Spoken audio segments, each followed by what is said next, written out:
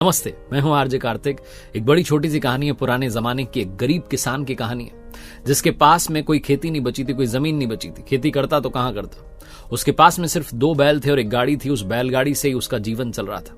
वो गांव वालों का सामान लेकर के शहर में जाता और गांव वालों को जो शहर से सामान मंगवाना होता था वो वापस गांव में लेकर आता। कुल मिलाकर के डिलीवरी का काम कर रहा था और ऐसी उसकी जिंदगी चल रही थी। वो हमेशा ऊपर वाले को कोसता रहता था कि मेरी जमीन ले ली, मेरे पास कुछ नहीं है, 2 बैल हैं, अब इनसे मेरा सहारा चल रहा है, कुछ तो करो जीवन में। एक बार बरसात का समय था, मॉनसून का समय था, बारिश के दिन थे, तो शहर से जो गांव आने वाली सड़क थी उसमें कीचड़ भरा रहता था। जब वो शहर से सामान लेकर के वापस आ रहा था, उस दिन सामान भी ज्यादा था, उसकी बैलगाड़ी वहीं उस सड़क में फंस गई।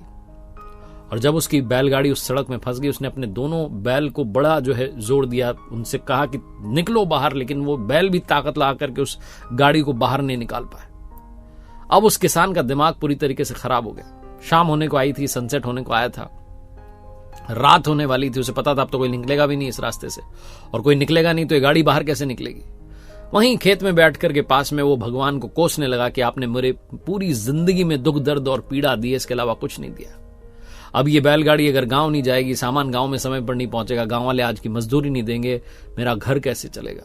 आपने सब बर्बाद कर दिया। बस लगातार कोसे जा रहा था, किस्मत को कोसे जा रहा था। तब वहां से एक महात्मा जी निकले और महात्मा जी ने देखा कि बैलगाड़ी कीचड़ में फंसी हुई है, किसान खेत में बैठ करके लगातार कोस रहा है।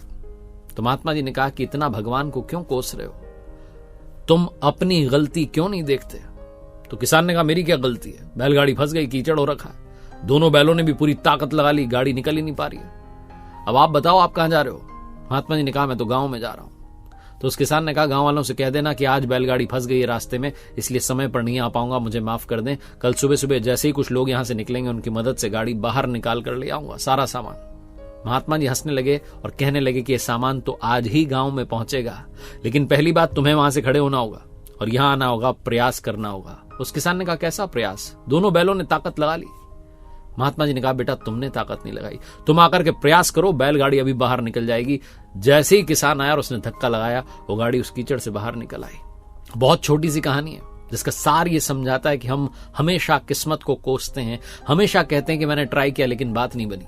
अपने आप से पूछिए, अंदर झांक कर पूछिए, सेल्फ एनालाइज कीजिए और ईमानदारी से जवाब दीजिए कि क्या आपने अपना 100% दिया, क्या आपने 100% प्रयास किया। उसके बाद कमी रह जाए तो बताइएगा, लेकिन याद रखिए किस्मत से पहले भगवान ने मेहनत को रखा है। मेहनत में कमी मत छोड़िए, वो सब संभाल लेगा।